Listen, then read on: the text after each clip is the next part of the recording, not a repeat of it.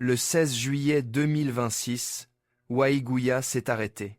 Devant les forces vives de la région du Yadga, le capitaine Ibrahim Traoré a délivré un message aussi ferme qu'attendu. Sans langue de bois, le président du Faso a recadré les spéculations sur la transition, tranché les débats et rappelé une vérité simple. Il n'y a pas deux capitaines dans un bateau. Dans cette vidéo, revivez l'intégralité de ce discours qui fait déjà le tour du Burkina Faso et de l'Afrique. Restez jusqu'à la fin, car chaque mot compte. Abonnez-vous, activez la cloche et plongeons ensemble au cœur de ce moment historique. Je pense qu'il y a des fortes attentes de toutes les populations, un peu partout dans toutes les régions, là où on passe. Je peux dire que les besoins sont les mêmes un peu partout. Nous avons pratiquement la même situation dans toutes les régions où on passe. Et donc c'est pour dire que nous sommes conscients de la situation, nous connaissons le mal, comme l'a dit quelqu'un, nous connaissons la maladie, et tout ce que nous faisons aujourd'hui, c'est pour soigner le mal. Il y a beaucoup de choses à faire, et je l'ai toujours dit, en un claquement de doigts, je ne peux pas tout résoudre. Ce n'est pas possible. Mais nous faisons les efforts que nous pouvons. Nous nous sacrifions pour que nous puissions atteindre nos objectifs dans le plus bref délai. Et si nous avons décidé d'entamer cette mission, c'est parce que nous avons jugé nécessaire qu'il fallait que notre peuple connaisse le bonheur également. On ne cesse de le dire, nous sommes nés dans des conditions peut-être pas faciles. Nous avons grandi, nous avons vu le Burkina, nous avons aussi aperçu les autres pays à travers donc les informations, et peut-être que nous avons voyagé entre-temps dans certains pays, nous avons vu les réalités et nous nous sommes aussi posé des questions. Pourquoi notre pays ne peut pas aussi se développer et prospérer comme ces pays? Je le disais la dernière fois, il n'y a pas de raison que dans certains pays qui ont juste découvert peut-être du pétrole, en moins de 30 ans, 40 ans, ils changent totalement. Mais pourquoi en Afrique, nous ne réussissons pas à faire la même chose, pendant que sous nos sols se trouvent et le pétrole et d'autres types de minéraux? Prenez l'exemple de Dubaï qui est à côté. 30 ans en arrière, il y avait juste un ou deux immeubles dans la ville. Aujourd'hui, je suis sûr que beaucoup de gens ici du secteur privé se plaisent à prendre leur avion, aller à Dubaï pour aller faire des affaires. Et il ne manque pas de faire de petites vidéos pour montrer la beauté de la ville. Les immeubles ont poussé partout et trucs. Rien qu'à cause de l'exploitation du pétrole. Mais combien de pays exploitent le pétrole en Afrique? Est-ce qu'ils ont eu ce développement? Donc il y a une question à se poser. Ici au Burkina, on exploite l'or et beaucoup d'autres minéraux, même si on n'a pas encore découvert le pétrole. Mais qu'est-ce qu'on en fait?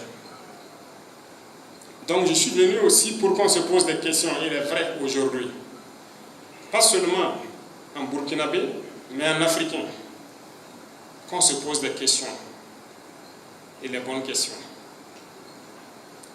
Dans un premier temps, je vais peut-être éplucher les différentes questions qui ont été posées ici. Et les questions qui pourraient rentrer dans l'ordre du jour, je vais les répondre plus tard. Ceux qui sortent de l'ordre du jour, je vais peut-être apporter quelques réponses et vous promettre que nous sommes à pied d'œuvre pour pouvoir résoudre tous les problèmes dans les brefs délais qu'on puisse le faire. Déjà, il y a un bon nombre de questions qui sont adressées directement à vous les ministres. Et je suppose que vous avez noté, notamment le ministre de l'Action humanitaire concernant donc le centre des personnes handicapées, le centre des personnes âgées et tout ça. Vous allez voir ce qui est faisable. Et comme je l'ai dit, ces centres ne doivent plus être des centres juste faits pour se réunir ou à l'occasion des fêtes. Ça doit contribuer à la formation. Donc vous voyez dans l'urgence qu'est-ce qui peut être fait pour qu'on puisse les réhabiliter et qu'ils puissent... Et pour la carte d'invalidité, je pense qu'il y a lieu de... Vous allez voir qu'est-ce qu'il faut organiser avec les différents services pour que les gens puissent reconnaître la carte d'invalidité. Parce que ça ne sert à rien de les émettre et que les gens, arrivés dans des services, ils ont des difficultés avec. Donc vous voyez quel mécanisme vous mettez en place pour pouvoir le faire. En plus de cela, je pense que c'est à l'endroit de nos camarades étudiants également. La question des restaurants universitaires de cité, ça nous tient la gorge comme ça. les infrastructures, les trucs, ça nous tient beaucoup la gorge. Mais soyez sûrs d'une chose, on a déjà commencé. L'initiative est lancée, on a déjà commencé. Et tout ce qui sera fait dans le milieu de l'éducation, je suis sûr que dans 10 ans, les gens seront surpris. Mais nous avons de vastes programmes pour pouvoir mettre les élèves et les étudiants dans les conditions de dignité surtout, et qu'ils puissent bosser. C'est vous l'avenir du pays. Voilà, c'est vous l'avenir. Nous, on a fini les études. Nous, on ne repartira plus étudier. Mais on veut faire en sorte que, je disais au ministre, si on doit construire et on met dans les conditions, que ça nous donne l'envie nous-mêmes de repartir étudier encore. Donc, ça va venir. C'est vrai qu'il y a eu beaucoup de centres universitaires qui ont été construits avant nous, mais il n'y avait pas d'infrastructure. Donc aujourd'hui, on a commencé avec les amphithéâtres un peu. Les restaurants vont venir, les cités vont venir, mais en un claquement de doigts, je ne peux pas résoudre tout ça aujourd'hui. C'est vrai que les politiciens ont passé le temps à flatter les gens. Chaque fois dans les campagnes, on va vous faire ça, on va vous faire ça. Moi, je ne peux pas prendre ces engagements. Mais je vais peut-être vous surprendre, et là où on peut le faire, on va le faire. Je le dis parce que tout de suite, j'ai causé avec le Balou Nara, où il me parlait de la route Waïguya-Tougan, une route sur laquelle donc, ceux du secteur privé ont insisté là-dessus. Là. Il me faisait comprendre que cette route, on les a promis de bitumer avant que moi-même je ne naisse. Il est là. Depuis les années 75 ou je ne sais pas, depuis ce temps, on vous disait, le financement est acquis, on va bitumer. Et chaque 5 ans, vous avez voté, vous avez voté, vous avez voté. Et la route est toujours là, c'est pas bitumé. C'est la même chose. Toutes les routes, un peu partout au Burkina, c'est comme ça. C'est pour dire, bon, il y a beaucoup d'anciens politiciens ici. Hein. Vous voyez que ce que vous avez fait, ce n'est pas bien. Vous avez flatté les gens.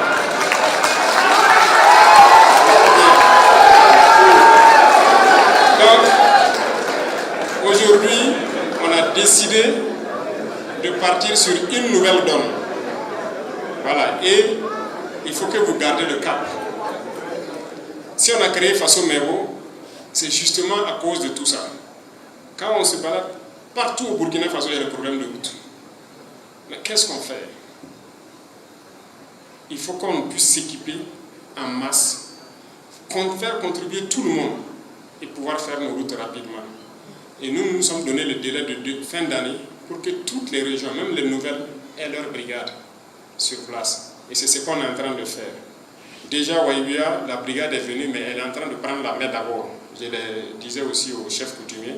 Et on ne peut pas amener une brigade nouvellement et puis l'amener directement sur le terrain. Il y a des gens qui ont été conducteurs qui sont rentrés là-bas. Le jour même qu'ils ont pris les camions vers les machines, ils ont grillé les disques d'embrayage. Donc il faut qu'on les apprenne, qu'ils prennent la main sur quelques mois avant de venir et lancer les travaux. Donc toutes ces routes-là, c'est vous qui allez programmer avec le gouverneur en tête, je le disais avec les chefs de circonscription. Vous allez décider quelles routes sont prioritaires et ainsi de suite, et vous allez faire vos routes. Donc vos machines seront là, tout sera à votre disposition, vous faites les routes comme vous voulez, et l'État accompagne cela. Et je pense que ça sera pareil dans toutes les régions du Burkina Faso.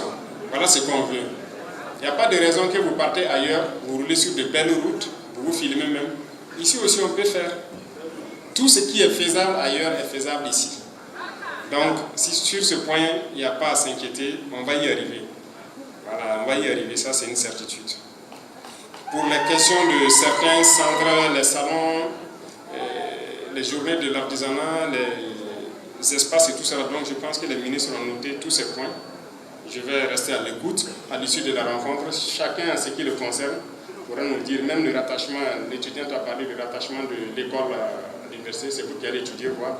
Si ce n'est pas possible, que vous puissiez le faire, les retours, le pourquoi vous ne souhaitez pas le faire, ainsi de suite. La formation professionnelle, ils ont beaucoup parlé, beaucoup de personnes ont parlé de ça, donc vous voyez comment on peut intégrer au fur et à mesure dans les différents centres. Donc, il y a beaucoup d'autres questions sur lesquelles on va revenir plus en détail, mais il faut que nous soyons tous conscients du combat que nous menons et que nous restons surtout concentrés. J'ai remarqué que beaucoup de gens peut-être ne savent pas toujours où nous sommes, parce qu'ils ne savent pas d'où nous venons. Et je pense que celui de la veille citoyenne, pour la région ici par exemple, a dit quelque chose de très important. En 2022, quand on arrivait, la route de Waiguya était coupée. Même l'aérodrome de Waiguya n'était pas accessible. Et c'était inquiétant. Et c'était pareil pour presque toutes les villes. La route nationale numéro 1 même était coupée aussi. Mais je pense qu'il faut saluer les différentes forces qu'on a engagées, les VDP, qui se sont sacrifiés pour qu'aujourd'hui, nous puissions nous installer dans des zones comme Ban, comme Ségué et comme Niense qui est en cours actuellement. Et les forces sont en train de pousser le combat jusqu'à la frontière. Et tout sera sécurisé. L'ennemi ne peut pas nous vaincre si nous sommes une nation. Et pour rester une nation, on a besoin de discipline, comme je l'ai dit. On a besoin d'abnégation, on a besoin d'avoir un objectif sur lequel on se fixe. Et là, c'est de ça qu'on va parler en long et en large. Si on n'a pas un objectif, on va errer dans la nature, on ne saura pas où on part. Et si on ne sait pas aussi d'où on vient, on n'a pas de repère, c'est comme quelqu'un qui est au milieu d'un désert, qui n'a aucun repère. Il ne sait pas où aller, il ne sait pas quoi faire. Non, il faut qu'on ait des repères. Et pour avoir les repères, il faut repartir et interroger l'histoire. Et il ne faut pas occulter une partie de notre histoire. Et il ne faudrait pas aussi que le syndrome de Stockholm soit une maladie commune à tous les Africains. Vous connaissez le syndrome de Stockholm? C'est un syndrome qui fait que celui qui vient te faire du mal, tu finis par l'aimer et le protéger. Est-ce que vous comprenez? C'est-à-dire l'agresseur, là, celui qui te fait du mal, qui te torpille, tu finis même par l'aimer et tu le défends, tu le protèges. Beaucoup de gens sont atteints de ce syndrome de Stockholm. Que ce soit ici au Burkina ou en Afrique en général. Parce que l'Afrique a beaucoup souffert. Et on a voulu effacer l'histoire de l'Afrique. Et beaucoup même ne connaissent pas l'histoire de l'Afrique. Mais pourtant, on ne doit pas être ignorant. Il faut qu'on connaisse notre histoire pour savoir où on va. L'Afrique n'était pas comme ça. Reconnaissons-le.